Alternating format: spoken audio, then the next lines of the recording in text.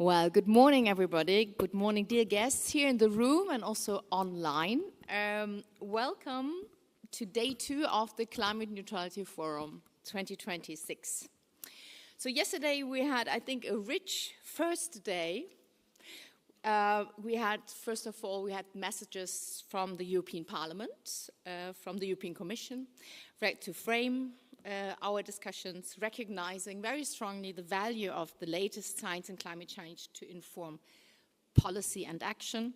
We heard about the importance of communicating science and the need to consider the question why this piece of information matters, what matters, and to communicate that in a way that it can be used. Also, we talked about the barriers to climate solutions, such as the slow pace of public administration, and we heard the concept of policy being a supertanker, the supertanker phenomenon, that policy direction cannot be shifted into another direction easily and in a flexible manner.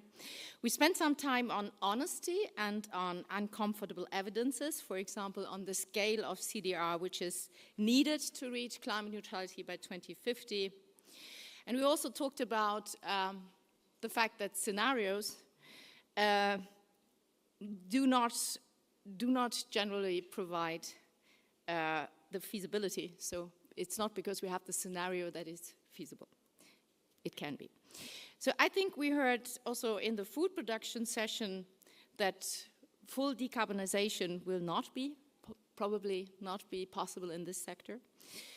And in the food session, we also heard some perspectives from outside Europe, which is very useful. We heard from James Hawkins from the SIGA program working on the African continent, and we also heard from Luthula Muchnu from South Africa on some local realities to take into consideration when it comes to change behavior and how that links to global trade issues and also cultural aspects. And I remember regarding the current energy crisis that we tend to forget yesterday's lessons and that we each time think that this is the first time since the last time. I think this is what is called learning, probably learning also from yesterday. So let's maybe not forget the human dimension in policymaking at the same time.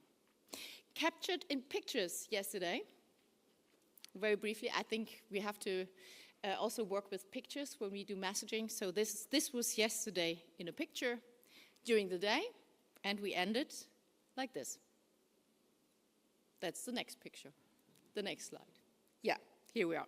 So thanks to all of you for this wonderful first day. We are all lined up. There's one person missing. Frank McGovern is missing here, and I will make sure that I ask my daughter to Photoshop him in. So now, here we are. Day 2, we kick off with session 4 on just and equitable land solutions.